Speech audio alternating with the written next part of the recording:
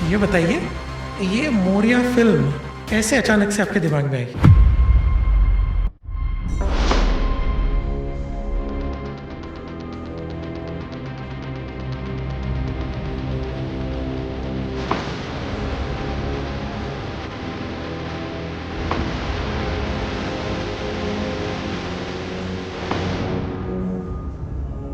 बचपन से लगता था, जब फिल्में देखता था, अनिल कपूर जी को देखता था, कमल हसन जी को देखता था, तो लगता था कि मैं आगे जाके हीरो ही बनूंगा। जब मैं पुणे में आया, पुणे में बाबा साहब पुरंदरे बहुत ही बड़ी हस्ती है, इतिहासकार है, पूरा भारत उनको पहचानता है। शिवाजी हिंदुस्तान। महाराज पर उन्होंने लिखा जी है। हाँ, जी हाँ, जी। Correct। मैंने 2012 को एक रियलिटी शो था, सत्यमेव जयते, उनके ऊपर वो बेस्ट एक एपिसोड व्यथा उसमें बताई गई थी। ये मोरिया ही क्यों रखा? क्योंकि अक्सर महाराष्ट्र में मोरिया ये गणपति बापा को कहा जाता है, और आपने सफाई कर्मचारी का कहानी है, नाम मोरिया लिखा है। क्या है, क्या कनेक्शन क्या है इसका? महाराष्ट्र में जो बाथरूम होता है या जहाँ हम नहाते हैं उसे मोरी कहते हैं। मतलब ये जो सफाई कामगार है, ये अलग अलग लोगों के बाथरूम साफ करते हैं, मोरी साफ करते हैं, तो इसके लिए उसे टोका जाता है ऐसे मोरिया करके। लेकिन उसके बच्चे को है ना, ये प्रश्न बहुत आता है, लेकिन बच्चे को लगता है कि मोरिया मेरे बाप को क्यों बोलती, मेरे पिताजी को मोरिया क्यों कहते हैं, मोरिया तो गणपति बापा को कहते हैं। बॉलीवुड सर आज के दिनों में क्या रिफ्लेक्ट आपके मन में रखता है? प्योर पॉजिटिव है, मिक्स है, या फिर प्योर नेगेटिव है?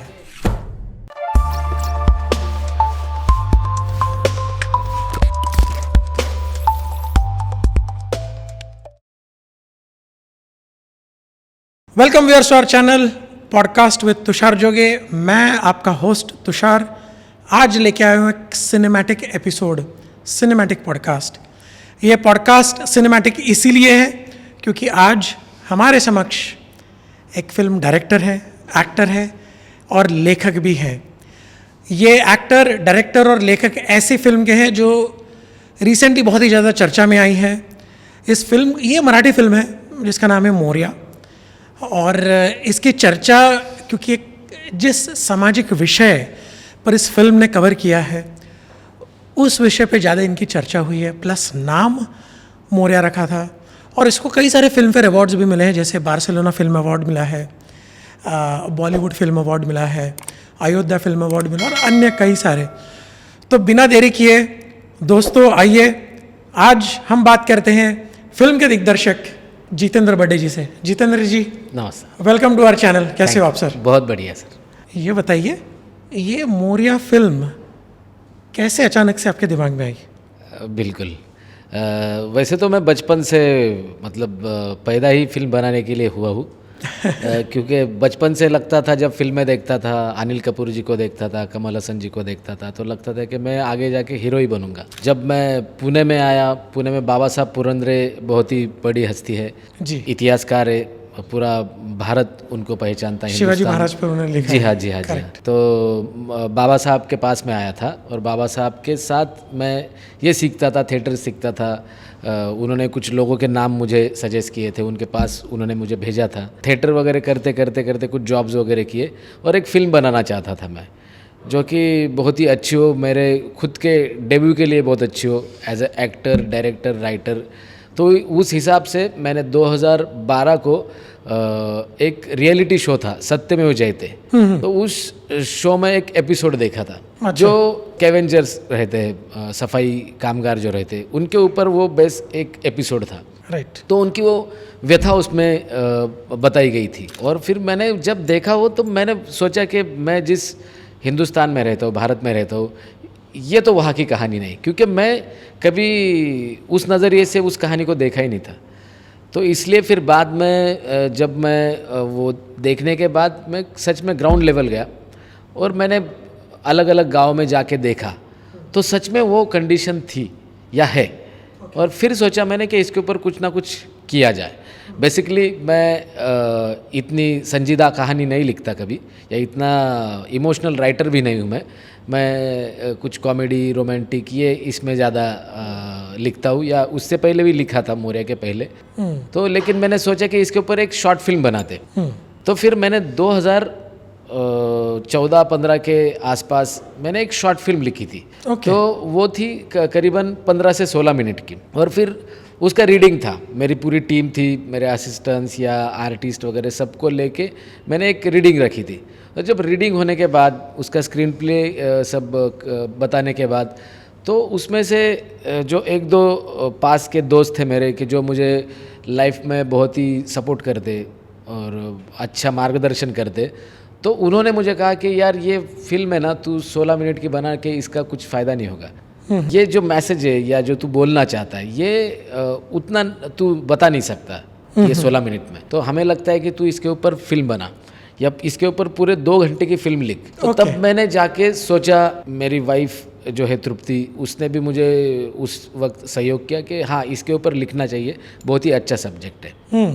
तो उस दौरान मैं पार्ट टाइम करके अलग अलग कम्युनिटी में जाके, उनकी कम्युनिटी में जाके, सफाई कामगार लोगों में जाके वो उसके ऊपर मैंने रिसर्च किया। और सिर्फ अगर फिल्म बनानी है तो फिर एक ही मुद्दा लेके नहीं होता है। मुझसे वो लगा कि इसमें और कुछ ना कुछ दूसरा आना चाहिए। तो मैंने जो अपने देश में अब चल रहा है आरक्षण, राखी वगैरह, ये जो सब होता है उसको भी मैंने उसमें पिरोया। हाँ। आजकल या बहुत सालों से सियासत का एक अलग खेल होता है कि हर एक प्रांत का एक पूर्व अधिकारी रहता है जो अपने बाप दादा के ज़माने से था, और उसको वो सियासत खुद की लगती है, उसके बाप की जागीर वो लगती है। हाँ। और फिर वो कुछ समय के बाद वहाँ पे आरक्षण आ गए, तो राखीव जगह सीट्स जो बोलते हैं, आरक्षण जिसे बोलते हैं, आरक्षित सीटें, सीटें तो वो आ गई।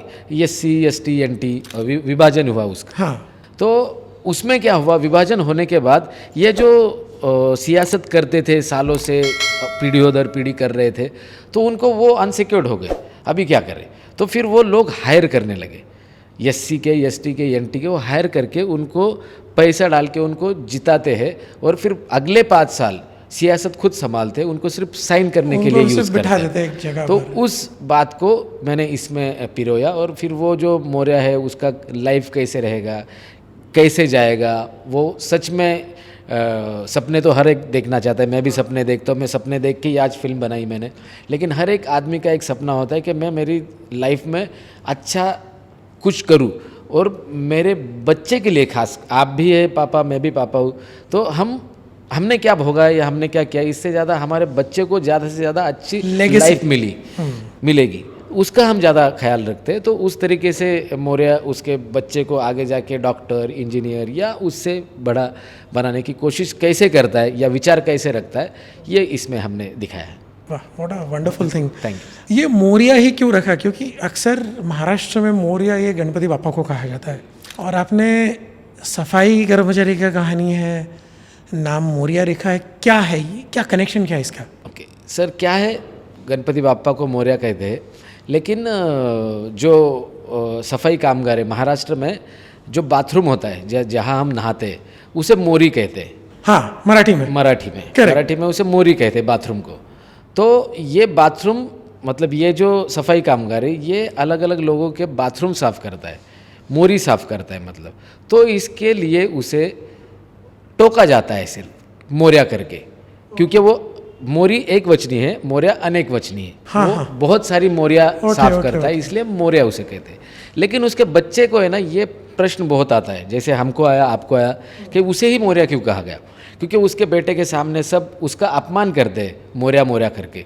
लेकिन बच्चे को लगता है कि मौर्य मेरे बाप को क्यों बोलते, मेरे पिताजी को मौर्य क्यों कहते, मौर्य तो गणपति बापा को कहते। तब उसे माँ उसको समझाती है कि बेटा तेरे पापा भगवान ही है। अच्छा। क्योंकि वो उसकी नज़रिए से सिखाती है। वो भले ही चाहे अनपढ़ हो, लेकिन जब बच्चे को सिखाती है तो बच्चे को ये तो नहीं बता सकती कि तेरे पिताजी को लोग टोकते हैं या बोलते हैं, चिढ़ाते हैं। हाँ। ऐसा बोल नहीं सकती, अपमान करते, ये बोल नहीं सकती, क्योंकि बच्चा नाराज़ हो जाएगा, आगे कुछ करेगा नहीं। तो इसलिए वो उसे कहती है कि बेटा जो मौर्य है गणपति बापा, वो क्या काम करता है, वो लोगों के मन में जो मैल होता है वो साफ़ करता है।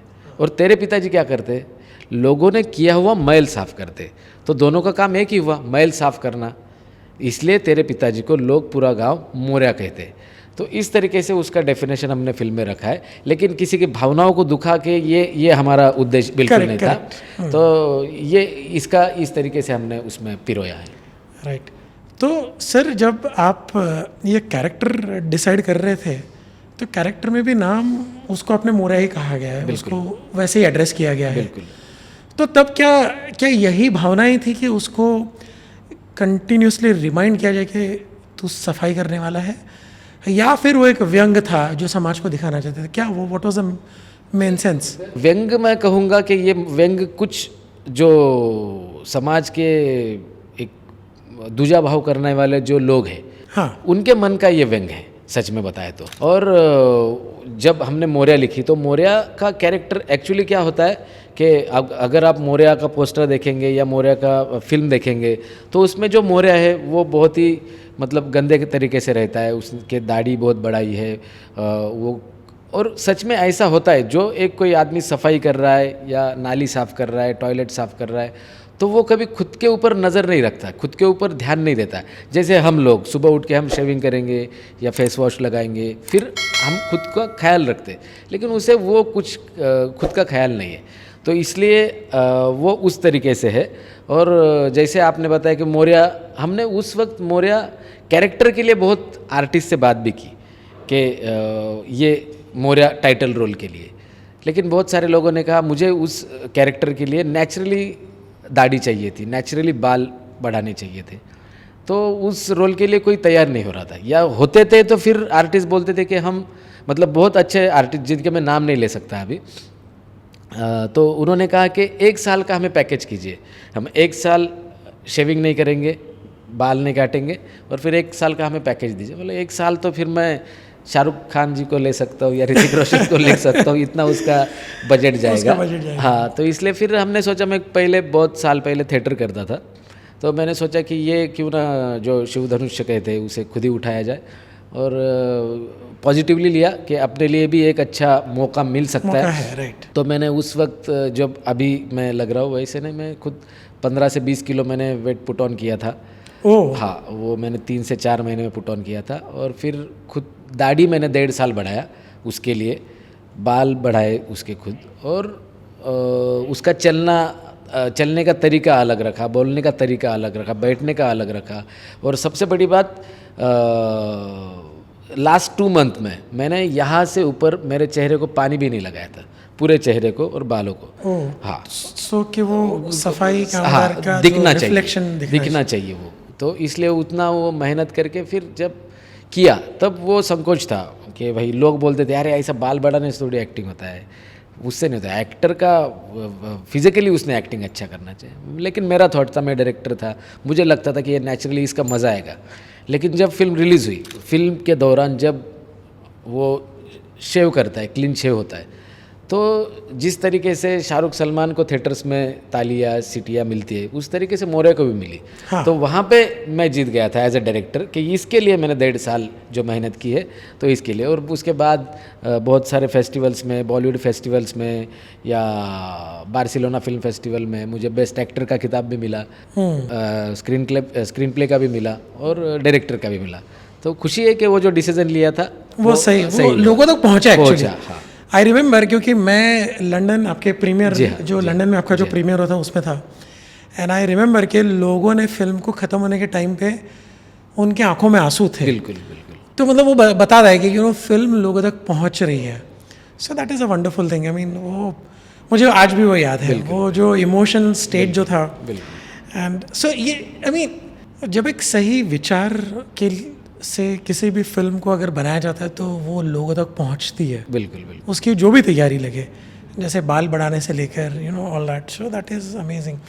सर एक बात बताइए, आज मराठी मूवी इंडस्ट्री बॉलीवुड के कंपैरिजन में, और अगर बॉलीवुड और इंडिया में जितनी भी मराठी या जितनी भी मूवी इंडस्ट्रीज़ हैं, बिल्कुल, क्या स्ट्रगल आपको लगता है? आई थिंक आपको फाइनेंसिंग ढूंढने में भी चैलेंजेस हुए होंगे, क्योंकि ऐसा कॉमन आई थिंक कहानी है जहाँ पे रीजनल मूवीज जब बनाते थे उसमें। नहीं सर, क्या होता है, 2 घंटे की फिल्म ऑडियंस देखती है, ज़माना देखता है, उनको वो अंदर का दुख जो होता है वो पता नहीं होता है। फिल्म बनाना हमारे लिए एक पैशन है, हमारे लिए एक सपना है। जब पहली बार मैं खुद को पर्दे पे मैं खुद को देखा, तब मेरे आंसू भर आए थे पूरे। मेरे घर वाले फुल एकदम खुश थे, खुशी के मारे उनके आंखों से आंसू आ रहे थे। तो लेकिन जिस दौरान मैं कुछ चैनल्स में as a creative head job करता था 2015, 16, 17 तक। और फिर तब मैंने एक डिसीज़न लिया कि नहीं यार बहुत हो गया, यहाँ पे जो बॉस बोलेगा वही करना है, क्रिएटिविटी खुद की छुपाना है। तो इसलिए मैंने रिज़ाइन कर दिया, मैंने जॉब छोड़ दिया। फिर उस वक्त बहुत फेस करना पड़ा मुझे बाकी फाइनेंशियल कंडीशंस को, लेकिन फिर सोचा कि ये फिल्म बनाते हैं मोरिया। फिर मोरिया लेके मैं गया लोगों के पास।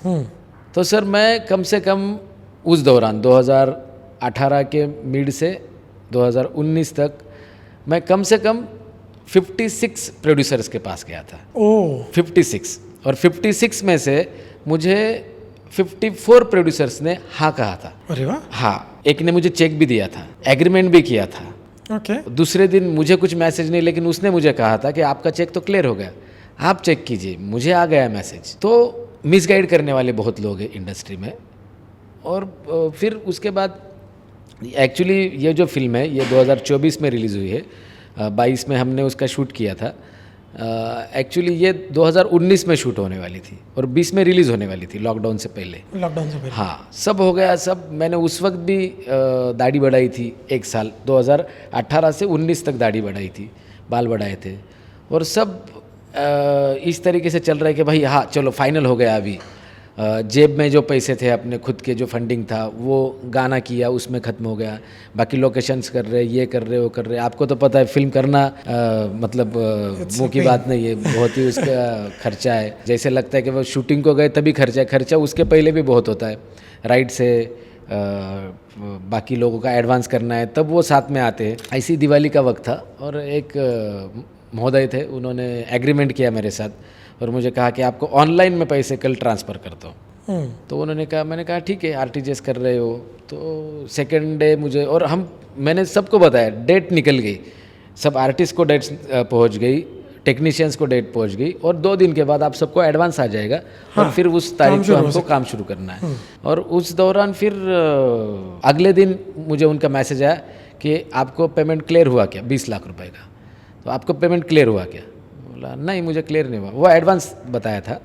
तो बोला नहीं हुआ। तो बोले मुझे मैसेज आया है कि पेमेंट तो क्लियर हो चुका है, आपको कैसे नहीं आया? बोला नहीं यार, ऐसा तो नहीं होगा। नहीं, आप बैंक में जाइए। मैं बैंक में गया क्योंकि मुझे बहुत ही उस चीज़ से लगाव था, या ये होने वाला है। हाँ। इसलिए ठीक है चलो। फिर वहाँ पे गया, उन्होंने कहा तो आपके यहाँ पे कोई ट्रांसफ़र नहीं हुआ है, आता तो आपको इजी आपको मैसेज आ जाता, नोटिफिकेशन आ जाता है। वो हुआ। फिर शाम तक उन्होंने राह देखने को बोला। फिर दूसरे दिन उन्होंने कहा नहीं मैं चेक करूँ। तो फिर सेकंड डे उन्होंने कहा कि जो अपना कौन सा नंबर होता है, और एक अकाउंट नंबर और IFS जो होता है, IFS में 1 0 हम एडिशन करना भूल गए, तो इसलिए वो आया नहीं आपको, ऐसा उन्होंने कहा। बोला अरे ऐसा कैसे, फिर आपको मैसेज कैसे आया? फिर उसके बाद उन्होंने कहा कि हमारा अकाउंट है ना, वो गवर्नमेंट ने सील कर दिया है। ओह हाँ। 1.5 साल सर से दाढ़ी बढ़ाया था मैंने, और जब लोगों के कॉल आने लगे कि 10 दिन के बाद अपना शूट है, दिवाली का वक्त था शायद, तो मैं एक हमारे जहाँ मैं रहता हूँ उसके आगे जाके 3-4 किलोमीटर आगे जाके एक पहाड़ है, वहाँ पे 7-8 बजे गया मैं रात को, 11 बजे तक बैठा, बहुत ही सोचा। मैं पहले बहुत ही हैवी स्मोकर था, वहाँ पे मैं बहुत स्मोकिंग वगैरह किया, और फिर घर पे गया। तो मेरा बच्चा उस वक्त सर 2019 की बात है, वो 7-8 साल का होगा। उसने भी उस फिल्म में काम किया है। और मैं इतना डिप्रेस हो चुका था कि अभी कुछ नहीं, अब ख़त्म हो गया है, अभी कुछ आ ही नहीं रहा है। तो मैंने वहाँ पे किचन में से कैंची ली और आईने के सामने मेरी पूरा जो दाढ़ी था मैंने कट कर दिया। मेरा बच्चा उस वक्त आया सर, उसने मुझे पूछा कि पापा पिक्चर नहीं करने वाला? बोला नहीं बेटा, अभी नहीं होगा कुछ, सब खत्म। I can imagine your feel, you know, जो पैशन से जो बंदा जीता है और जब उसको जब टूटते देखता है उस सपने को, तो वो दर्द क्या होता है, I can really feel it. तो सर फिर ऐसे 3-4 दिन घर में निकल गए, सपने तो खत्म नहीं होते। 3 दिन बाद फिर से नया सपना और फिर से काम शुरू किया, लेकिन फिर लॉकडाउन लग गया। लॉकडाउन के दौरान 2 दोस्तों से बातें हुई, फिर से फाइनेंस खड़ा किया, फिर से दाढ़ी बढ़ाना शुरू किया, और इस तरीके से फिर फाइनली फिल्म कंप्लीट हुई, और जो सपना था बचपन का वो पूरा हुआ। लेकिन सर उसमें और एक बड़ी बात है बहुत, मैंने सर कम से कम 15 से 20 साल स्ट्रगल किया। मेरी तब पहली फिल्म आई, 15 से 20 साल स्ट्रगल करने के बाद मेरी पहली डेब्यू फिल्म आई, और मेरी और मेरे बेटे की डेब्यू फिल्म दोनों की एक ही है, मोरिया। ओह हाँ वो उस वक्त 9 साल का था, उसके डबल का मेरा एक्सपीरियंस था, और दोनों की डेब्यू फिल्म एक ही है हमारी। लेकिन मुझे आपके एक बात से एक पल में आंसू, दूसरे पल में बिल्कुल, हंसी, बिल्कुल, बिल्कुल। यही दास्तां कहती है एक कलाकार की कहानी। और मुझे वो लाइन याद आ गई, लगे कौन सा मुन्ना भाई MBBS की, हाँ। सपना टूटा है तो दिल भी बिल्कुल, कभी बिल्कुल, रोएगा। अगले दिन फिर से ऐश्वर्या आई। So nice. Thank you, thank ये कहानी मतलब मोरिया की एक कहानी अलग है, लेकिन आपकी खुद की भी कहानी एक बहुत इंस्पिरेशनल है कि अगर आप किसी चीज़ को शिद्दत से चाहते हो, डटे रहो। बिल्कुल बिल्कुल वो दिन दूर नहीं जब वो आएगा। बिल्कुल बिल्कुल सर, बिल्कुल। सो वो एक लाइन थी। मैं भी कुछ दिनों पहले मैं स्वामी रामदेव जी के आश्रम में था, जी हाँ। हरिद्वार में, और वहाँ पे उन्होंने एक बहुत अच्छी लाइन कही थी कि आप रोज़ इसका इंतज़ार करोगे कि वो दिन कब आएगा। वो बार बार वो नहीं आएगा, लेकिन एक दिन ज़रूर आएगा। बिल्कुल बिल्कुल बिल्कुल वो चीज़ मुझे समझ आई कि आपको काम करते रहना है। बिल्कुल। हाँ जी हाँ, बिल्कुल बिल्कुल। सर एक बात बताइए, फिल्म तो ये तो चलो ये माना, फिर आखिर आपकी डेब्यू फिल्म बन गई। ये फिल्म बनने के बाद इसको पर्दे पर लाने की दूसरी कोई संघर्ष की कहानी है? बिल्कुल सर, या संघर्ष के उसमें बड़ी आसानी से फिर आपको रास्ते खुलते गए? हमारा जो लाइफ है सर, तो वो बहुत ही संघर्षमय, आपका मेरा सबका, क्योंकि पीछे कोई बैकग्राउंड नहीं है। फिल्म इंडस्ट्री में पहले किसी का एक्सपीरियंस नहीं है जो हमें बताएगा, शेयर करेगा। तो इसलिए हमने भी जब फिल्म ये कंप्लीट की तब बहुत ही मतलब उसके पहले की मैं एक पर्सनल मेरी एक कहानी बताता हूँ। मैं 2004 या 5 के दौरान मैं तो बचपन से ही चाहता था, मतलब 2nd या 3rd क्लास में होगा तब से मैं चाहता था कि मैं पर्दे पे आऊँगा, मैं हीरो बनूँगा। बैकग्राउंड वैसे नहीं था, मेरे पिताजी और मेरी माताजी टीचर्स थे। ओके। हाँ, तो वो सिखाते थे, बच्चों को पढ़ाते थे। तो ये सपना तो मैं नहीं देख सकता क्योंकि मेरा बैकग्राउंड ही नहीं है, बैकग्राउंड सपोर्ट। लेकिन पता नहीं क्यों, या भगवान ने उसी के लिए पैदा किया होगा, तो इसलिए वो सपना बचपन से था कि होना है, करना है। तो जब 2004 तक आ गया, 2000 को मैं पुणे आया था, बाबा साहब के पास था, थिएटर करता था और सक्सेस नहीं मिल रहा था। तो 2004 को ये सोचा नहीं था कि 2022 को मेरी पहली फिल्म रिलीज़ होगी। तो उस वक्त मैंने एक कसम खाई थी 2004 में, और थोड़ा इमोशनल, अमिताभ बच्चन फ़ैन। तो भाई मैं अब मेरा बर्थडे या कोई भी जो अपना ये होता है महोत्सव, त्योहार, वो मेरी पहली फिल्म आने के बाद ही मैं करूँगा, मनाऊंगा। मैंने आपके पत्नी श्री से सुना आपकी ये कहानी कि जितेंद्र जी ने ये तय करके रखा है कि जब तक कि फिल्म रिलीज़ नहीं होगी पहली। तो उस वक्त लगा सर कि मैं भी बच्चन हूँ, मैं भी शाहरुख खान हूँ। तो लेकिन ये निकालते निकालते मुझे 20 साल के आसपास गुजर गए, 15 से 20 साल के आसपास गुजर गए। लेकिन जब त्यौहार होते थे, होली होती थी, दिवाली होती थी, तो मैं पुराने कपड़े पहन के बाहर जाता था क्योंकि वो कसम खाई है। खुद को याद दिलाने के लिए। हाँ, पहले तो 1-2 साल अच्छा लगा, अरे बहुत ही अच्छा लग रहा है, मतलब लोग पूछ रहे तूने क्यों ऐसा किया, मैंने कसम खाई है। तो लेकिन बाद में खुद को इरिटेट होने लगा कि यार मैंने क्यों खाई कसम, अगर खाई है तो पूरा करना है एक तो।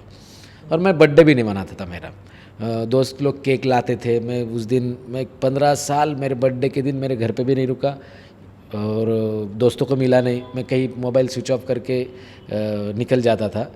एक्चुअली मैं मोबाइल ज़्यादा यूज़ ही नहीं करता हूँ, बहुत ही कम यूज़ करता हूँ। जब मेरी शूटिंग्स होती है या फिल्म करता हूँ मैं, तो मैं 3 से 4 महीने मेरा मोबाइल टोटली बंद रखता हूँ, किसी से मैं कांटेक्ट नहीं रखता। तो उस वक्त फिर वो दुख लगने लगा कि यार ये हमने गलत डिसीज़न ले लिया। लेकिन ठीक है, फिर 19 से और ज़्यादा उम्मीदें बढ़ी कि अब फिल्म आएंगी। उसके पहले मैंने की थी कुछ फिल्में, लेकिन एसोसिएट की थी, इंडिपेंडेंस नहीं आई थी। तो 19 को इस साल करूँगा बर्थडे, इस साल त्यौहार मनाऊंगा, फिर 20 को, 21 को, फिर फाइनली 22-23 को, हाँ मैंने सब, और फिर मैं साकार हुआ। मैंने ऐसा वैसा नहीं बर्थडे किया, मैंने कम से कम 100 से 150 दोस्तों को विद फैमिली उनको बुलाया सबको मेरे बर्थडे के लिए। हाँ, जैसा मैं मतलब मेरा नामकरण ही रखा था, इस तरीके से मैंने बर्थडे होटल में फुल एक अच्छा पार्टी ऑर्गेनाइज़ किया। सब 8 से रात को 12 बजे तक बहुत ही अच्छा पार्टी किया, और हर त्योहार को मैंने उस साल 22 को बहुत ही उत्साह से मनाया। उत्साह से सपना जो सच हुआ है। बिल्कुल बिल्कुल और वो संकल्प पूरा हुआ है। हाँ बिल्कुल Right. बिल्कुल। सर लेकिन एक बात बताइए, जब फिल्म बनी तो मैंने सुना था कि सेंसर बोर्ड ने भी काफ़ी अड़चनें पैदा की थी। क्या सफ़र था वो? सफ़र ऐसा था सर, एक तो पहले फिल्म तो कंप्लीट हो चुकी थी। अब फिल्म कंप्लीट होने के बाद वो इमोशनली मैंने बहुत ही सपना देखा था। इमोशनली लोग अटैच थे उसके साथ और बहुत ही सपोर्टिव पूरी टीम काम कर रही थी। तो कंप्लीट होने के बाद वो एक खुशी थी, लेकिन अब ये रिलीज़ करना है, उसका पैटर्न मुझे पहले पता नहीं, क्योंकि मैं सिर्फ उसके पहले एज ए क्रिएटिव काम करता था या डायरेक्शन में काम करता था। इस बार प्रोड्यूसर्स लोग को संभालने की जिम्मेदारी भी थी कि उनको एक रिलीज़ करना है, उनको एक रिकवरी मिला देना है। तो फिर रिलीज़ का एक टाइम आया, रिलीज़ का टाइम आया, फिर और 2 लोगों से मिला, 4 लोगों से मिला और लोग जुड़ने लगे उसके साथ। फिर हमने सेंसर के लिए जब फिल्म दी थी तो उस वक्त पहले तो हमको उस फिल्म के लिए 12 कट्स मिले थे जो मुझे मंजूर नहीं थे कि भाई ये कट्स क्यों देना है, हमें मंजूर नहीं। फिर रिवाइजिंग के लिए गए हम, फिर रिवाइजिंग में गए तो बहुत ही अच्छे लोगों ने ये फिल्म देखी, जिसका समीक्षण उन्होंने अच्छा किया और समझ लिया हमारी बात को और हमें क्लीन चिट दिया। 14 कट्स में से एक भी कट नहीं किया उन्होंने और क्लीन चिट दिया। ओके। हाँ, लेकिन उसके बाद असली ड्रामा शुरू हुआ कि हमें क्लीन चिट तो मिल चुका है, अब अगले 4 दिनों में हमें सर्टिफिकेट मिलने वाला है। हाँ, ये ब्रॉडकास्ट तय है। हाँ, तो ये तो तय हो, मतलब वो किसी को बताने की ज़रूरत नहीं, सब हो गया क्लियर। 4 दिन बाद सर्टिफिकेट आ जाएगा, आप रिलीज़ के लिए फ्री है। लेकिन वो 4 दिन हुए, 4 के 8 हुए, 8 के महीना हो गया। फिर हमने मेल किया, भाई हमारा सर्टिफिकेट क्यों नहीं आया, लेकिन हमें मेल को उत्तर नहीं आया, उसके कोई जवाब नहीं देता था। जवाब नहीं आया। और फिर मेल किया, फिर खुद गए तो जो वहाँ के डिपार्टमेंट के जो हेड थे, तो उनका नाम नहीं ले सकता मैं, उनको मिलने की कोशिश की, उन्होंने मिला नहीं हमसे, किसी को मिले नहीं। और ऐसे महीने, 1.5 महीना, 2 महीने हो गए और वहाँ से कोई जवाब ही नहीं आ रहा था कि सर्टिफिकेट क्यों नहीं दे रहे, मिल क्यों नहीं रहे। मतलब वो राइटिंग में भी देने को तैयार नहीं थे और ओरली भी देने को तैयार नहीं। ये क्या सिर्फ आपके मूवी के साथ ऐसा होता है नहीं, और बाकी नॉर्मली? नहीं, उस वक्त बाकी लोगों के साथ ये हो रहा था, लेकिन कोई आवाज़ नहीं उठा रहा था। तो फिर मैंने उस वक्त तय किया कि हमारा तो जन्म ही संघर्ष के लिए हुआ है, तो अभी ये और एक पड़ाव पार करना ही है हमें। इसलिए फिर से निकले सर पे कफन बांध के और चले। फिर प्रेस लिया, प्रेस वाले ने बहुत अच्छा सपोर्ट किया। और फिर हमारे जो पूर्व मुख्यमंत्री थे श्री एकनाथ जी शिंदे साहब, ओके, महाराष्ट्र के। हाँ, महाराष्ट्र के, तो उन्होंने मतलब उस वक्त वो मुख्यमंत्री थे 2024 के जनवरी की बात होगी, मुख्यमंत्री थे। और आपको पता है मुख्यमंत्री वो भी महाराष्ट्र के, तो उनका लोड कितना होगा, कितना। और हम जब प्रेस लिए थे, प्रेस के वक्त एक पत्रकार मोहतरमा थी, तो उन्होंने कॉल किया था, उन्हें 5:30 बजे कॉल किया था, ये उनको कहा था कि ऐसा ऐसा प्रॉब्लम है। और वो 6 बजे हमें लाइव मिले थे, एक मुख्यमंत्री। मतलब उस वक्त हमें नायक फिल्म की याद आई थी कि अरे हाँ, ये तो अनिल कपूर वाला नायक लग रहा है। हाँ, तो हम तो उस वक्त उन पर बहुत ही फिदा हो गए थे। और उन्होंने ज़्यादा वक्त नहीं दिया क्योंकि बहुत ही बिजी है, उन्होंने 5 मिनट हमको दिए, क्या समस्या क्या है जान लिया उन्होंने। और उसके बाद उन्होंने हमें एक लेटर दिया, उनको एक लेटर दिया। फिर वहाँ से वो जादू की छड़ी जो होती है वैसे घुमाने की तरह, तीसरे दिन हमको वहीं से कॉल आया, आप आ जाइए। फिर सामने बैठे और फिर आपके लेटर हेड पे एक लेटर दे दीजिए, आपका हो गया काम। अरे वाह, और वो हो गया। क्या बात तो है। उस फिल्म के लिए आज भी हम एकनाथ जी शिंदे साहब का बहुत ही तहे दिल से शुक्रगुजार करते, बहुत ही उन्होंने सहयोग किया हमें। बट सोचने वाली बात है कि जब कोई प्रॉब्लम नहीं था तो सर्टिफिकेट पकड़ के बैठे थे। जी हाँ।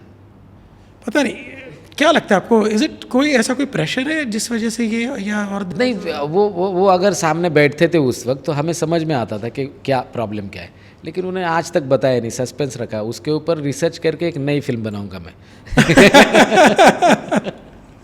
उसको भी अवार्ड मिलेंगे। जी बिल्कुल।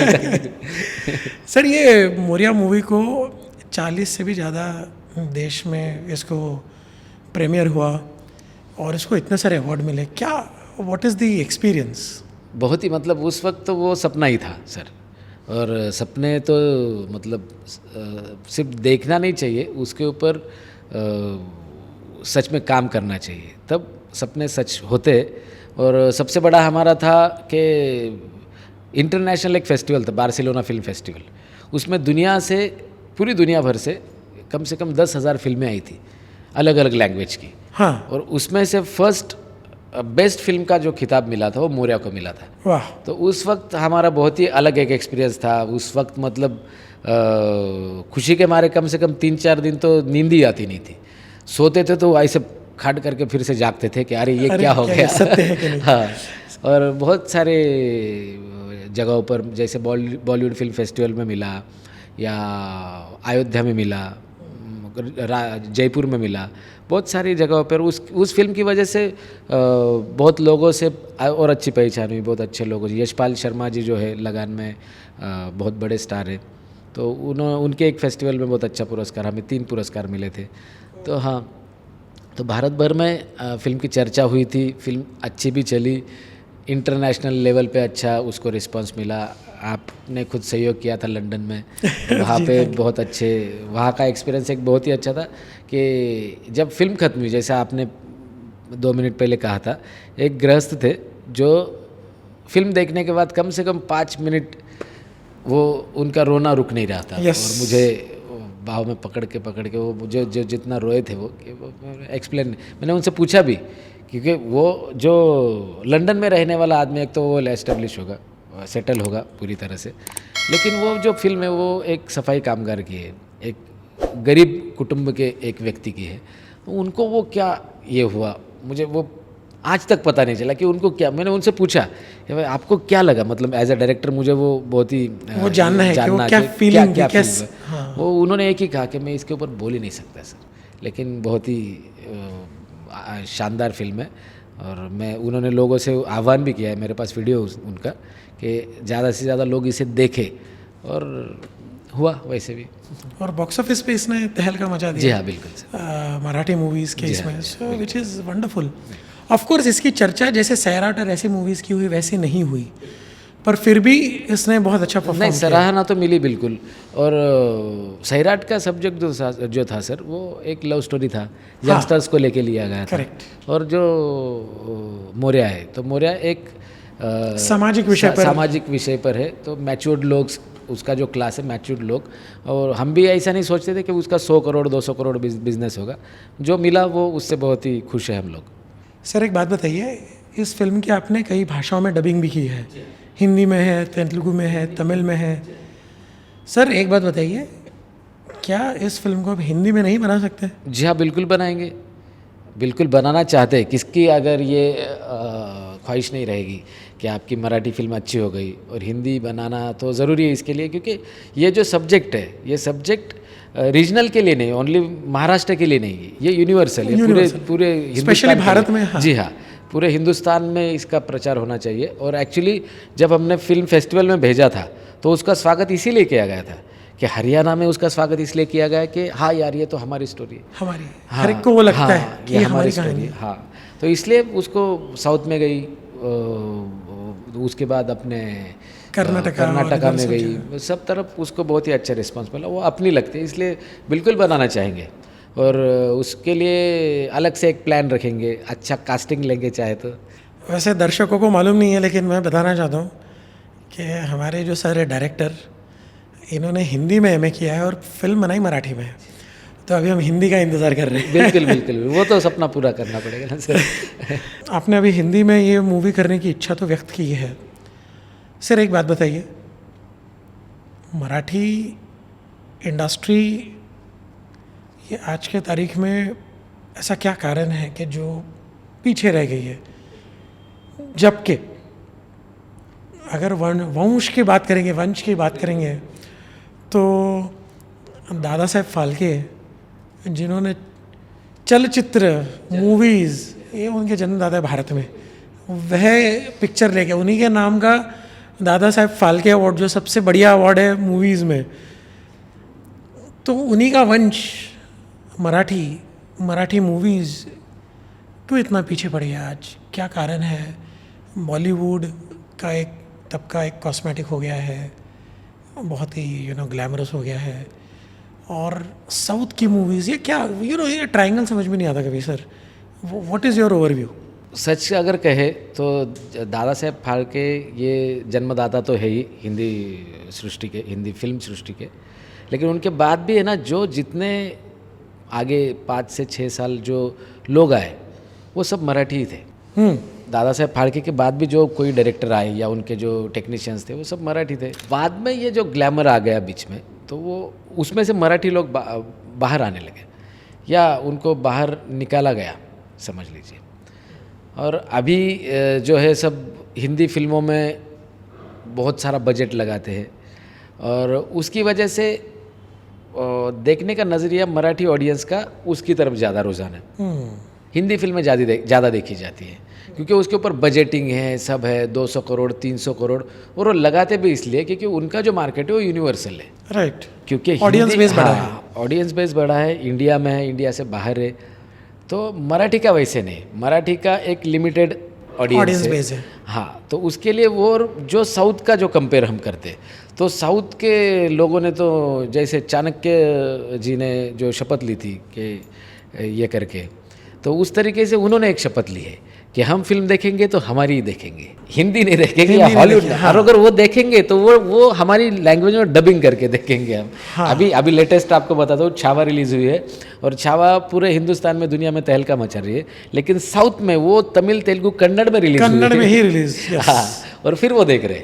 तो वो अगर शिव धनुष हमारा मराठी उठा लेना तो फिर बिल्कुल फिल्में चलेंगी ज़रूर, और यहाँ पर भी 150-200 करोड़ की फिल्में बनेंगी ज़रूर। और ऑडियंस तो चाहता है अच्छी फिल्में बने। Correct, exactly. ये सवाल मेरे मन में इतना ज़्यादा इसलिए आता है क्योंकि मैं खुद नाटक और अभिनय ये सब सीखा हूँ। हमेशा ये बहुत मेरे मन में एक सवाल रहता है कि लिटरेचर जो सबसे बड़ी भूमिका प्ले करता है किसी भी ये कला क्षेत्र में। अब बंगाली देखो, बंगाली लिटरेचर बड़ा है, ऐसे गुजराती कोई लिटरेचर नहीं है। हाँ, साउथ में लिटरेचर बड़ा स्ट्रांग है, इतने सालों से है। मराठी का भी ऐसे फंडामेंटली बहुत स्ट्रांग है। बिल्कुल। नॉर्थ में आप भोजपुरी मूवीज़ का दबदबा बहुत ज़्यादा देखते हो आप ऐसे, बट समहाउ ये वेस्ट में मराठी मूवीज़ का जो इम्पैक्ट जो हो रहा है, I don't know, is it moving toward वो ग्लोरीफाइंग ग्लैमरस फैक्टर को वो अट्रैक्ट करने जा रहे हैं, वहाँ कहीं फेल हो रहे हैं, या फिर is it the dilution of the audience? नहीं, फेल नहीं बोल सकते सर इसे, लेकिन फिल्में अच्छी आती है। हाँ। लेकिन प्रॉब्लम कहाँ होता है, जब ऑडियंस है, ऑडियंस जब थिएटर में जाता है, एक फिल्म का अच्छा प्रमोशन किया है।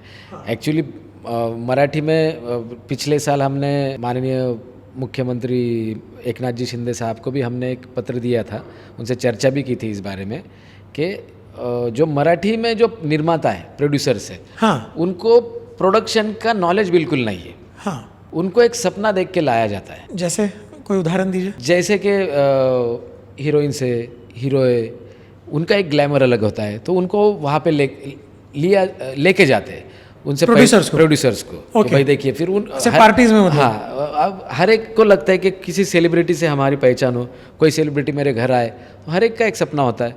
तो उस तरीके से उनको उस सपने में वो ढाला जाता है और फिर उनको वो नरेट किया जाता है कि आप 50 लाख डालिए, फिर आपको 1.5 CR मिलेगा, आप 1 CR डालिए आपको 5 CR मिलेगा, फिर आपका ऐसा होगा वैसा होगा, नेशनल अवार्ड्स मिलेगा, और उनको नॉलेज बिल्कुल नहीं होता है। और फिर फिल्में बना लेते हैं डायरेक्टर्स लोग या स्टोरी राइटर्स वगैरह, फिल्म बनाते हैं और फिर बाद में उनके ऊपर छोड़ देते हैं, आप रिलीज़ करो या छोड़ दीजिए, मैं चला दूसरे बकरे के पास। तो ये जो बकरा सिस्टम ढूंढने की प्रैक्टिस है ना, जो तरीका है, वो ज़्यादा लग रहा है मुझे जो हो रहा है मराठी इंडस्ट्री में। और ऑडियंस भी ऐसा होता है कि ऑडियंस जब फिल्म देखने जाता है, पहली फिल्म देख ली, अरे यार ये मज़ा नहीं आया, प्रमोशन तो इन्होंने अच्छा किया था लेकिन फिल्म बकवास है, फिर दूसरी देखने गए, फिर देखते अरे यार ये तो ये भी बकवास है। और फिर जब अच्छी फिल्म आती है, तब लोग जाते नहीं। क्यों नहीं जाते? क्योंकि अरे यार 2 देखी पहली मराठी, उसमें मज़ा नहीं आया, अब इसमें क्या मज़ा रहेगा। तो होता क्या है कि वो अच्छी फिल्में वो चलना वॉश आउट हो जाती है। हाँ, और फिर डिप्रेशन आता है प्रोड्यूसर को, रिकवरी नहीं आती, वो सब बातें होती है। लेकिन अगर उसके ऊपर अगर ध्यान दे, मैं तो कहता हूँ कि छोटी फिल्म बनाने के अलावा 5-6 प्रोड्यूसर्स मिलके एक अच्छी फिल्म बनाएं, हाँ जो 1 CR में बना रहा है वो 4-5 प्रोड्यूसर्स एक साथ आए। सर, तो क्या ऐसा है कि बॉलीवुड का है या साउथ का है, वहाँ पे प्रोड्यूसर्स एक फॉर्मल सर प्रोसेस वो से कॉर्पोरेट है, पूरा कॉर्पोरेट है वो, पूरा कॉर्पोरेट Whereas है। मराठी में वैसा नहीं है। वैसा नहीं है, रेगुलर दैट इज प्रोड्यूसर कोई नहीं है। सो मतलब यू थिंक एक ऐसा मतलब अगर कॉर्पोरेशन होना चाहिए। आप अगर सोचे तो मराठी में महेश मांजरेकर जी है, महेश कोठारे जी है, हाँ, सचिन पिलगांवकर जी है, आगे क्या खत्म, खत्म, और कौन है? Right, correct. इतने साल जो उन्होंने काम किया या उनका जो योगदान है, तो ऑब्वियसली फिल्में तो चलनी चाहिए। लेकिन प्रॉब्लम यहाँ होता है कि जो नया प्रोड्यूसर आता है उसको नॉलेज बिल्कुल नहीं, उसको है। टेक्निकल नॉलेज टेक्निकल नॉलेज नहीं कि प्रोसेस क्या हाँ, होता है। प्रोसेस उससे पता नहीं, तो वो पता चलनी चाहिए और यंग जनरेशन ने आना चाहिए इसमें। सर, तो क्या आप ये इशारा कर रहे हो कि मराठी इंडस्ट्री को फिल्म प्रोडक्शन के लिए कॉर्पोरेट सेटअप करना चाहिए, या फिर इन लोगों ने ये सारे ऐसे प्रोड्यूसर्स को मिलकर एक एसोसिएशन बनाना चाहिए, producers association of Marathi movies, वैसा भी है, वैसा भी है, एसोसिएशन है, बट वो एकजुट आके काम नहीं कर रहे। नहीं नहीं नहीं होता वही तो है सर। अगर आपने एक फिल्म प्रोड्यूस की, हाँ। आप उस संगठन में आ गए, हाँ। लेकिन आने के बाद क्या, आपका तो मतलब पूरा दिवाला निकल गया, आपकी फिल्म बर्बाद हो गई, तो आप वो संगठन में जाके क्या करेंगे? और वो संगठन वाले आपको कहाँ बचाएंगे? अगर आपको बिजनेस का नॉलेज ही नहीं है, करेक्ट, तो आप करके कुछ फ़ायदा नहीं होगा। इसलिए सबसे पहली बात, जो निर्माता बनना चाहता है वो पहले ठीक से विचार करे इसका इसमें- प्रोसेस क्या है हाँ, जानना है, इसका सीखें। प्रोसेस जाने। एक्चुअली इसके कोर्सेस होते हैं, प्रोडक्शन के कोर्सेस होते हैं, या कोई बड़े देख लिए, बहुत बड़े जो कॉरपोरेट लेवल के जो प्रोड्यूसर्स हैं, वासु भागरानी देख लीजिए, उनके लड़के देखिए, या एकता कपूर जी देख लीजिए, इनके जो बच्चे या इनका जो है ना, ये असिस्ट करके पहले देखते हैं फ्लोर पर क्या होता है, हाँ, फिर धीरे धीरे धीरे, क्योंकि वो पूरा जानकारी ले लेते हैं क्या करना है। Correct, correct. हमारा क्या है, डायरेक्ट हमारे पास एक ज़मीन का टुकड़ा है और वो टुकड़े में से मैंने बेच दिया और आए 20 करोड़ लगा दिया। अभी हमको एक बताया गया है कि 20 करोड़ के आपको 100 करोड़ मिलेंगे, हाँ। लेकिन दूसरे दिन 20 करोड़ का टोटली लॉस हो गया, तो फिर आप डिप्रेशन में चले गए। सो एक फॉर्मल नॉलेज, बिल्कुल, एंड टू एंड इसकी जर्नी क्या है वो थोड़ा समझना जरूरी है। किसी भी फील्ड में तो वही है ना। अगर एक्टिंग नहीं सीखता था तो मैं ठीक से कर नहीं पाता था सर, तो वो प्रोड्यूसर ने वो सीखना चाहिए। उसको लगता है पैसा है तो सब कुछ नहीं है, बिल्कुल लाइन में। बहुत सारे प्रोड्यूसर्स हैं, उनके पास पैसा नहीं होता है, लेकिन फिल्में बनाते हैं स्टेप बाय स्टेप और रिकवरी भी करते हैं, हाँ, लेकिन वो एक अलग तरीके का एक्सपीरियंस उसका होता है, उनको प्लान पता होता है किस तरीके से करना है। सर एक बात बताइए, अगर यही मूवी, चलो मोरिया का एग्जांपल ले लेते हैं, मोरिया अगर आपको हिंदी में बनानी है तो जैसे मराठी का बजट है वैसा तो नहीं होगा। बिल्कुल नहीं। तो सर यहाँ पे ऐसी क्या नई अलग बात होगी मोरिया के संदर्भ में? नहीं, अगर ऐसी फिल्म हिंदी में बनानी है तो सबसे पहले बात आती है कास्टिंग की। कास्टिंग इम्पोर्टेंट हो जाता है। हाँ, बहुत इम्पोर्टेंट हो जाता है, क्योंकि ये जो सब्जेक्ट है ये बहुत ही संजीदा है, बहुत ही इमोशनल है। इसको जो पेश करने वाला बंदा हो वो सिर्फ अच्छा एक्टर ना हो, वो अच्छे एक्टर के साथ बहुत ही फेमस हो या सेलिब्रिटी हो, तो इस फिल्म को और अच्छा हिंदी में। लेकिन सर देखिए, आई गेट यू, बट अगर आपने कुछ सालों पहले एक सीक्रेट सुपरस्टार आमिर खान की मूवी आई थी, जी हाँ, कॉन्सेप्ट मोर और लेस रिमोट, आई थिंक उन्होंने कहीं बड़ौदा जैसे किसी टाउन में शूटिंग किया था, और बड़ौदा में के टाउन में शूटिंग किया तो उन्होंने नए कलाकार लिए थे, बिल्कुल। ऐसे कलाकार थे जो फेमस नहीं थे, I think low budget movie थी, बट वो चली बहुत बढ़िया। हाँ सर, तो आपने बात सही कही, लेकिन उसमें आमिर खान थे, बाकी सब नए थे लेकिन उसमें आमिर खान थे, तो इसलिए तो चली ना सर। Correct, correct. इसलिए चलने का भी I एक get कोई you, I कारण get you. होता है। उसमें आमिर खान हो जाता on to villainous role. Yes, आप उसका प्रमोशन देख लीजिए, सब प्रमोशन में आमिर खान है, आमिर खान, इसलिए तो बुकिंग है। बाद में फिर अंदर जाके फिर जो नया आर्टिस्ट है उसकी पहचान होती है, लेकिन अंदर लाने के लिए आमिर खान है। फिर उनका वो 5 मिनट का कैमियो रहे या 10 मिनट का कैमियो रहे, फिर अंदर जाके पता चलता है कितना था। लेकिन जो नए आर्टिस्ट है उनको देखने के लिए अगर आमिर खान निकाल दे तो नहीं जाएंगे लोग, इसलिए वो लेकिन सर दूसरा अगर मैं कंपेयर करूं, सॉरी मैं आपको चैलेंज नहीं कर रहा हूं, बट आप सोचने वाली बात है, क्योंकि आपकी जो मूवी है सामाजिक विषय पर है। ऐसा एक सामाजिक विषय था यूपीएससी एग्जाम्स, जिस पे 12th फेल मूवी आई थी, सारे नए कलाकार थे। प्रोड्यूसर भी मायने रखता है ना। विद्युत चोपड़ा सर, विद्युत चोपड़ा, मुन्ना भाई, BBC। हाँ, तो इतना एक्सपीरियंस वाला बंदा, मैं वही तो कहा ना आपको कि सर एक तो प्रोड्यूसर को है ना वो पूरा नॉलेज चाहिए फिल्म चलाने के लिए, तो कोई फर्क नहीं पड़ता। स्टाइल जब आई थी यन चंद्रा जी की, उसमें भी नए कलाकार थे, हाँ करेक्ट। तो उसमें तो कोई भी एस्टेब्लिश नहीं था, सब नए कलाकार थे, लेकिन फिल्म चल गई बिकॉज यन चंद्रा जी तेजाब वगैरह इतना उनको एक्सपीरियंस था, तो वैसे ही विधु विनोद चोपड़ा जी बहुत सालों से परिंदा या उसके पहले से उनकी यस शुरुआत यस होगी। यस, वो तब असिस्टेंट थे। हाँ नहीं, परिंदा के डायरेक्टर खुद थे वो। असिस्टेंट डायरेक्टर नहीं नहीं, परिंदा मेन डायरेक्टर। हाँ मेन डायरेक्टर थे। उनकी मैंने एक विशेषताएं देखी, वो अपनी जो स्टार्ट करते हैं, और वो जो है वो मतलब उनकी मुझे शायद दूसरी या तीसरी पीढ़ी है इंडस्ट्री में। हाँ वो खानदानी उनसे वो चलते आ रहा है। तो यस उनको यस, पता है उनके उसमें- पिताजी भी जी आई हाँ। थिंक यस, अभी राजश्री की फिल्म देख लीजिए आप, राजश्री प्रोडक्शन की जो करेक्ट आएगी। करेक्ट, उनके पिताजी कर रहे थे और हाँ, अब अभी एक सूरज जी आई, कर रहे हैं और अब सूरज अभी जी एक फिल्म आई सनी देओल जी के दूसरे एक लड़के को लेके उन्होंने किया, वो फिल्म चली नहीं लेकिन उसको रिकवरी मिलती क्योंकि क्या राजश्री है, तो वो प्रोडक्शन भी मायने रखता है बहुत। सर ये इस विषय पे आएंगे, आपने एक बहुत सेंसिटिव विषय छेड़ा है आपने, आप पे इस विषय पे आते हैं। बॉलीवुड सर आज के दिनों में क्या रिफ्लेक्ट आपके मन में रखता है? प्योर पॉजिटिव है, मिक्स है, या फिर प्योर नेगेटिव है? सर आपके एक्सपीरियंस के ऊपर डिपेंड है, आपको कैसे एक्सपीरियंस आए।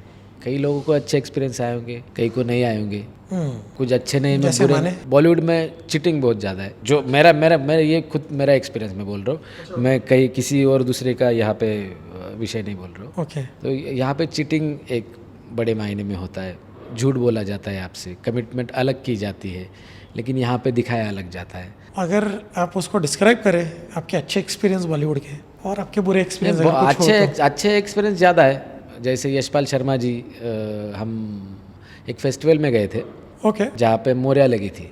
ओके, तो मैं बहुत सालों से यशपाल जी को मैं देख रहा हूँ, लगान में देखा है, गंगा जल में देखा है, या बहुत सारी फिल्मों में देखा है, तो एक इमेज होती है यार ये स्टार है आदमी। हाँ और जिस फेस्टिवल में मैं गया था 2022 में, तो पार्किंग में थे हम और सर जी की कार आई, सर जी उसमें से उतरे अपने एक रुतबे में, और मैंने देखा, मुझे लगा कि अरे यार जिस फेस्टिवल में मेरी फिल्म अभी लगने वाली उस फेस्टिवल के लिए भी आए, तो मैं उनको हाई किया, हाँ तो उन्होंने ध्यान नहीं दिया, हाँ तो वो निकल गए वहाँ से। ओके, तो फिर मेरा असिस्टेंट था, तो मुझे मेरा असिस्टेंट बोला यार ये आदमी को बहुत एटीट्यूड है। मतलब नहीं, एटीट्यूड नहीं इसका, ये एटीट्यूड नहीं बोलते इसे, ये उनका काम का तरीका है, या वो उनका ध्यान नहीं होगा मेरी तरफ, और मेरी तरफ ध्यान जाएगा क्यों, मैं हूँ कौन, अभी आइडेंटिफाइड नहीं है। मैं कुछ भी नहीं हूँ यार। तो मैंने दिया होगा हाथ, उनको नज़र नहीं आया होगा, या पहचान का ही कोई बंदा नहीं लग रहा है, वो निकल गए, उसमें मुझे बुरा लगने की कोई बात नहीं, मैंने उनको बहुत साल से देखा है। और फिर मोरिया लगी उस फेस्टिवल में, और फिल्म ख़त्म हुई, आगे का जो था ये शुरू हुआ। एंकर आए, एंकर ने कहा कि भाई जितेंद्र बर्डे जी जिन्होंने ये किरदार किया है वो कृपया आ जाए। और जब मैं वहाँ से उतर रहा था सीढ़ियों से, तब यशपाल जी आए और उन्होंने मुझे गले लगा लिया। अरे वाह, और क्या बात है। हाँ, और जिन्होंने आपको वेव भी नहीं किया, उन्होंने गले लगा लिया। उन्होंने गले लगाया, पीठ थपथपाई मेरे और कहा कि बेटा बहुत ही बढ़िया रोल किया आपने। और उनका वीडियो भी मैं आपको शेयर करूँगा, वीडियो उन्होंने बहुत अच्छी तारीफ़ की उसमें।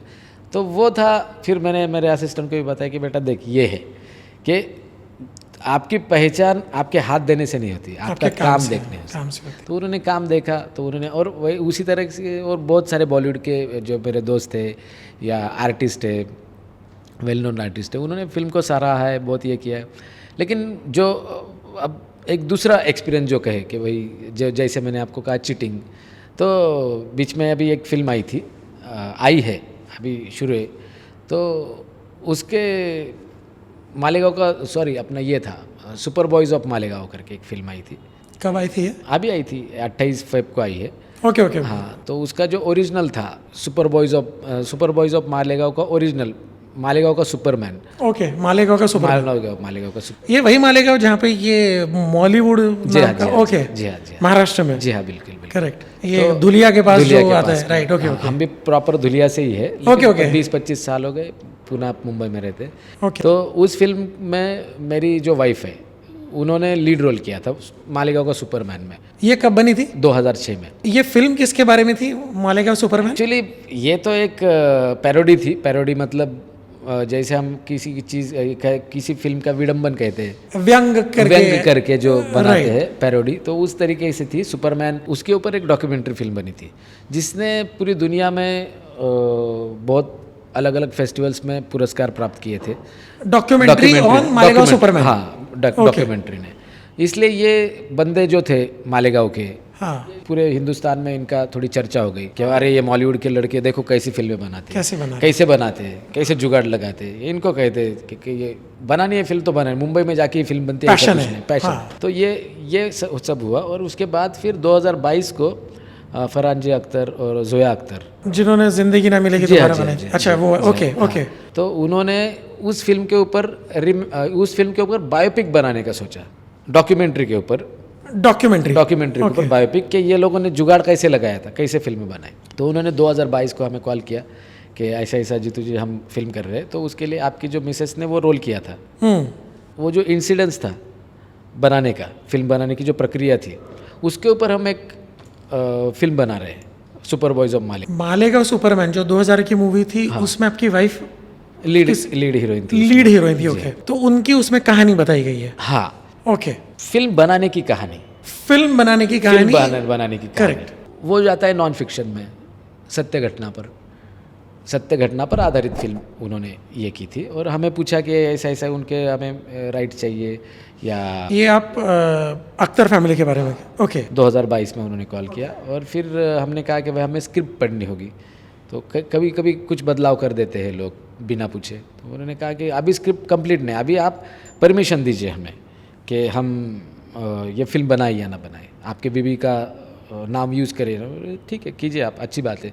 मेरी बीवी के ऊपर अगर कोई बायोपिक बनने वाली है तो लाइफ टाइम मेरी पूरी आने वाली पीढ़ी किसको अच्छा नहीं लगेगा। हाँ, तो मैंने हाँ उनको जवाब दिया। और उसके बाद में उन्होंने कहा था कि आपको स्क्रिप्ट भेजेंगे, फिल्म दिखाएंगे, आपका अप्रूवल लेंगे, फिल्म रिलीज़ करेंगे। लेकिन उन्होंने बीच में कांटेक्ट ही नहीं रखा कुछ। और डायरेक्ट टू 3 या 4 मार्च को हमने हमारे घर के 2-3 किलोमीटर आगे एक थिएटर है, वहाँ पे पोस्टर देखा। हम सरप्राइज हो गए, साला ये रिलीज़ हो गई। बोला ठीक है देखते हैं, उसका प्रमोशन भी ज़्यादा नहीं था शायद। फिर हम फिल्म देखने गए तो हमारी पूरी निराशा भंग हो गई। बोला यार इन्होंने क्या दिखाया। उन्होंने जो हमसे NOC लिया था कि फिल्म बनाने के दौरान आपका स्ट्रगल क्या था वो दिखाना है, तो उन्होंने सब वो अलग तरीके से दिखाया। कि उस वक्त हमारी शादी नहीं हुई थी, हम रिलेशनशिप में थे, लेकिन मैं उसे लेके जाता था शूटिंग के वक्त, और वापस मालेगांव धुलिया का 40 किलोमीटर अंतर है, वो जाके हम अप डाउन करते थे उस वक्त। तो उन्होंने उसकी शादी बताई, बच्चे बताए, और उसका पति उसे मारता है बताया।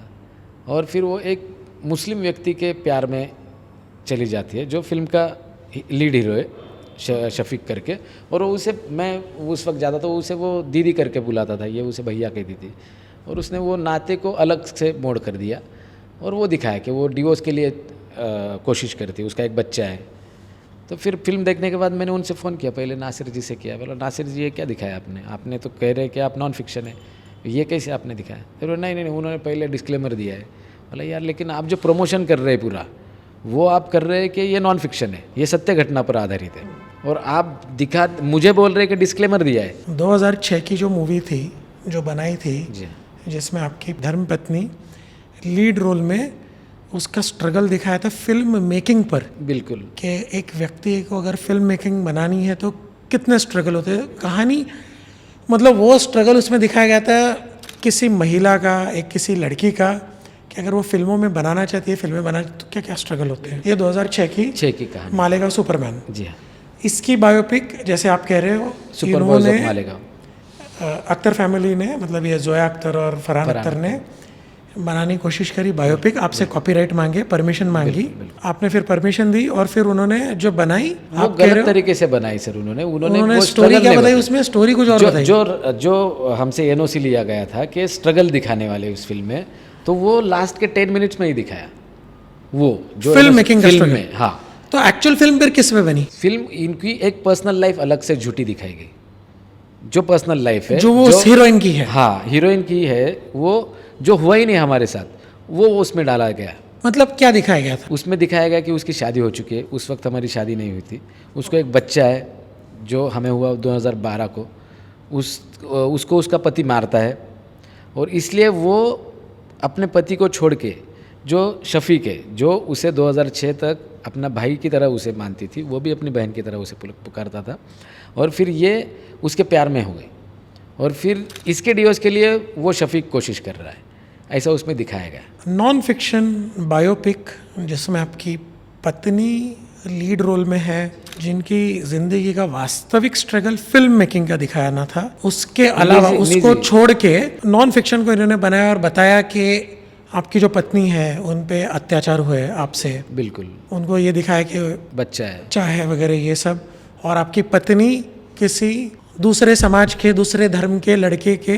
बिल्कुल। अगर ये नॉन फिक्शन है और ये सत्य नहीं है तो फिर ये नॉन फिक्शन कैसे हुआ? वही तो उनसे पूछा तो उन्होंने कहा थोड़ा मसाला भरना था, इसलिए। पर मसाला तुम जिंदगी में भर रहे हो किसी के, सबसे पहली बात आप सिर्फ फिल्म में मसाला नहीं भर रहे। आज जब लोगों को मैसेज जा रहा है, लोग फिल्म देख रहे हैं, तो लोग मुझे पूछ रहे कह रहे ऐसे हुआ था क्या? क्योंकि मैंने उनसे ये भी कहा कि भाई सीता को हम देवी मानते हैं, उनको भी अग्नि परीक्षा देनी पड़ी थी। ये तो एक साधारण औरत है।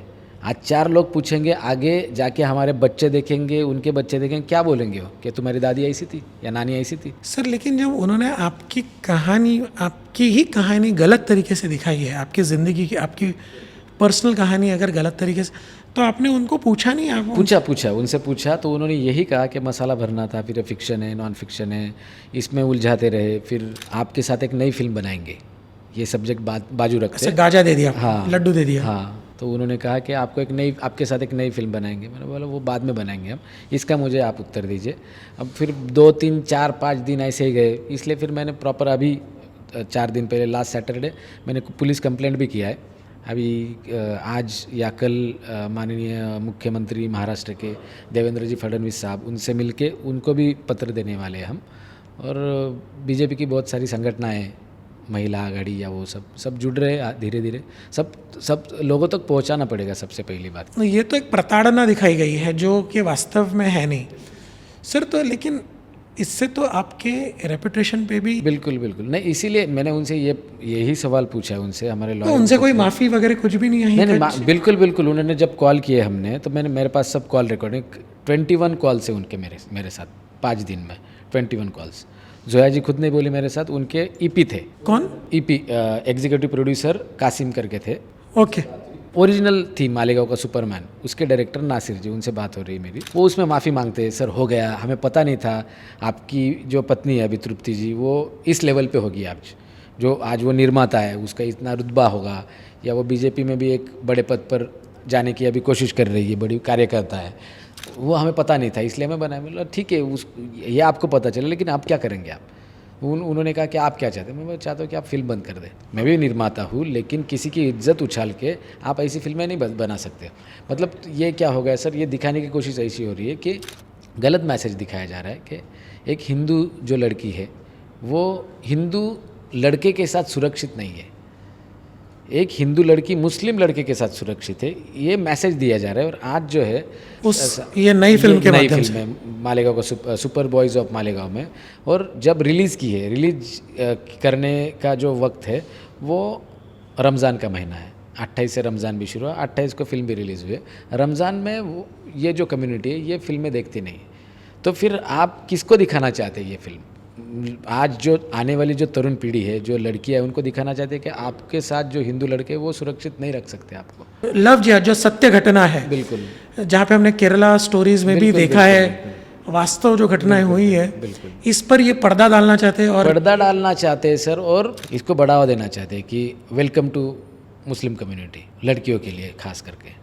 तो ये सीधी बात है, देखते समय लग जाता है ना सर। मैंने उनको जो पत्र दिया है या जब पुलिस कंप्लेंट की है, जब मुख्यमंत्री जी को जो दे रहे हैं हम, उसमें ये सब बातें मैंने स्पष्ट लिखी है, उनसे उत्तर मांगा है मैंने। सर तो क्या आपने ये प्रयास नहीं किया कि इनको और आगे क्या कौन से रूट पे लिया जाए कि ये रुके, ये गलत मैसेज जो जा रहा है ये क्योंकि जहाँ तक कि मेरा अंडरस्टैंडिंग है, महिलाओं पर अगर कहाँ कोई प्रताड़ना होती है जो दुखदाई है, ये हर समाज में होती है, कोई किसी धर्म से संबंधित नहीं है।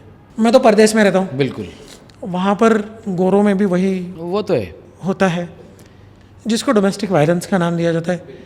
तो यहाँ पे 2-3 चीज़ें, मतलब मैं जितना अभी आपसे जो सुन के जो समझ रहा हूँ, जैसे देखता हूँ सर, हर एक घर में होता है, समझ लीजिए, थोड़ा बहुत हर एक घर में थोड़ा बहुत होता है। नहीं, कुछ अगर आर्ग्यूमेंट को हम उसको वायलेशन नहीं कहते, अब्यूज नहीं कहते, बिल्कुल, लेकिन ये तो जो प्रताड़ना जो बिल्कुल हर समाज में, हर जाति में, हर धर्म में, हर देश में इसके क्रिमिनल केसेस हैं। सो मतलब हम ये नहीं कह सकते कि हिंदू लड़के कर रहे हैं या वो जो दिखाना है वो गलत बात है। और आप क्या कर रहे हैं, आप मतलब वो जो लोग क्या कर रहे हैं, जब फिल्म दिखा रहे हैं, फिल्म में पूरे जितने किरदार है, पूरे जितने किरदार वो सब मुस्लिम है, सब किरदार मुस्लिम है। उनके जो माताजी है, पिताजी है, उनके घर वाले, मैं किसी को दोष नहीं देना चाहता या फिर मैं बोलना नहीं चाहता कि उनके घर वाले गलत दिखाइए आप, लेकिन उनके सबके जो घर वाले हैं वो आदर्शवादी दिखाए जाते हैं। और एक हिंदू लड़की, सिर्फ पूरे सिनेमा में एक हिंदू लड़की लाई जाती है फिल्म में और बताया जाता है कि ये सच्ची कहानी है और उसके घर वाले ख़राब है, उसके घर वाले उसके साथ वायलेंस करते, उसको काम करने के लिए, नाचने के लिए बोलते, उसको खाना चोरने के लिए बोलते, उसको ये जो सब गलत चीज़ें बताई जाती है वो सिर्फ हिंदू समाज के लड़के। और उनके जो जितना उनका किसी के जितने कैरेक्टर्स है, उनके पिताजी माताजी सब एकदम शुद्ध शाकाहारी आदर्श व्यक्ति महत्व वाले ऐसे लोग दिखाए जाते हैं। ओह, ऐसे नहीं होता है ना। तो फिर फिर जो कोई है, आपके भी फैमिली में किसी हिंदू को दिखा दीजिए, आपकी फैमिली में किसी हिंदू को दिखा दीजिए, आपकी माँ हिंदू दिखा दीजिए। सो ये क्लियरली आपको लगता है मतलब कि ये जानबूझ के किसी कम्युनिटी को, बिल्कुल बिल्कुल। सो ये गलत है आपके हिसाब से? लड़ाई तो चल रही है, आपको कहा हमारा आयुष्य जो जितना ज़िंदगी है हमारी वो संघर्ष में ही है। फिल्म बनाने के लिए किया और अभी ऐसी बातें हो रही है तो उसके लिए भी संघर्ष करेंगे। लेकिन कभी जोया जी ने या फिर फरहान जी ने कभी आपसे इस विषय में संपर्क नहीं किया? उन्होंने कहा था मुझे, नासिर जी ने, कि आपको कल कॉल करेंगे, लेकिन फिर उनको डर लगा होगा शायद कि मैं कुछ गलत बोलूँगा या कुछ। फिर उन्होंने उनके एग्जीक्यूटिव प्रोड्यूसर से मुझे बात करने को कहा था, उनके सबके कॉल से मेरे पास। उनको मैंने कहा था कि आप आइए सामने, पूना में आइए, हम मिल के बात करते। फिर वो कल मिलते, फिर आप लोनावला आ जाइए, फिर आप परसों मुंबई आ जाइए। फिर एक काम कीजिए, आपकी बात मान लेंगे हम, आप राइटिंग में दे दीजिए आपको कौन से सीन कट करने, तो हम कट करने का सोचेंगे, फिर देखेंगे आपका आगे क्या करना है। फिर वो बहुत ज़्यादा होने लगा, वो दिन टालने लगे, आज अलग बात कल अलग बात। फिर सीधा हमने महिला आयोग में कंप्लेंट की उसके बाद में एसपी को किया और अभी पुलिस कंप्लेंट भी किया उसका, और 1-2 दिन में मुख्यमंत्री जी को देने वाले। और फिल्म है ना सर, फिल्म किसी भी मज़हब के बहुत आगे है। हाँ, उसमें किसी कम्युनिटी को अच्छा, किसी कम्युनिटी को बुरा, ये आप दिखा नहीं सकते। फिल्म मेकर जो होता है सर, फिल्म मेकर वो फिल्म मेकर होता है, उसकी जाति फिल्म मेकर चाहिए, उसकी उसका कोई धर्म नहीं चाहिए। हाँ, हमारे वी शांताराम जी को नहीं था, जो राज कपूर जी को नहीं था। कभी इन्होंने हम हिंदू कम्युनिटी से इसलिए मुस्लिम कम्युनिटी या सिख कम्युनिटी या दूसरी कम्युनिटी हम खराब दिखाएंगे, ऐसा कभी नहीं हुआ। इवन विधु विनोद चोपड़ा जी है या राजकुमार हिरानी जी है, उन्होंने कभी दिखाया नहीं कि अलग हमारे से जो अलग कम्युनिटी वाले वो खराब है। लेकिन आप ये दिखाने की बार बार कोशिश क्यों कर रहे हैं? और जबकि आपके घर वाले या किसी ने कहा होगा, बीच में कहा था शायद, कि हिंदुस्तान में महिला सुरक्षित नहीं है। तो वो कमिटमेंट जब आता है आपके ही किसी पास के, मुझे ठीक से याद नहीं, लेकिन ये कमिटमेंट आया था कि हिंदुस्तान में महिला सुरक्षित नहीं है। तो आपको सिखाया नहीं गया है कि ये कि किसी पराई महिला का आप आदर कैसे करें, उसका अनादर कैसे टालें या उसको इज्जत कैसे बख्शे। आप ज़्यादा से ज़्यादा उसकी इज्जत उछाल रहे, और ये उछाल के आप क्या कर रहे हैं, सिर्फ मतलब पैसा कमाने के लिए, कमर्शियल बिजनेस करने के लिए बस। इसको आपका किसी का करियर ख़राब हो जाए, किसी का पूरा ज़िंदगी तबाह हो जाए। क्या आपको लगता है कि बॉलीवुड के कुछ तबके जो है वो एक नैरेटिव सेट करना चाहते हैं? ये उसी का बड़ा उदाहरण है, ये उसी का उदाहरण। एक दिखाते हैं कि हम नहीं ऐसा नहीं करना चाहते, लेकिन जो करना है वो करते ही रहते हैं। और इनका आप इतिहास निकाल लीजिए पूरा, ये 10-15 साल का, 10-15 साल में मैं पहली बार बोलने वाला नहीं हूँ, बहुत सारे लोगों ने इसके पहले भी कहा है, उस फैमिली के बारे में बोला गया है, मैं अकेला बोलने वाला पहला नहीं हूँ। तो सर जब आपने कॉपीराइट दिए थे तब आपको इस नहीं, बात का कॉपीराइट्स नहीं दिए थे हमने। कॉपीराइट्स मतलब आपके हक हुए, किसी भी चीज़ के वो हक हुए। और एनओसी मतलब आपका मतलब नॉन ऑब्जेक्शन सर्टिफिकेट। हाँ, आपका ऑब्जेक्शन नहीं, ठीक है भाई।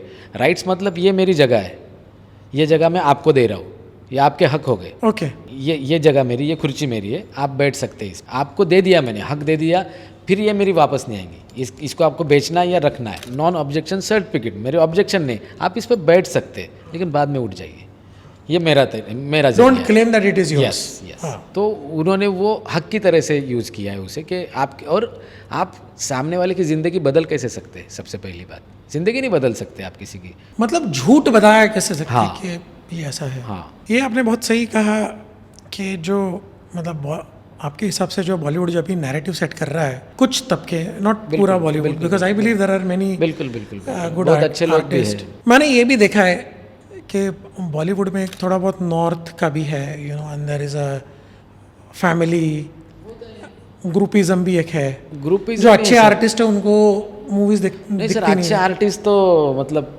तबाह हो जाते हैं, ज़िंदगी पूरी ख़त्म हो जाती है उनकी।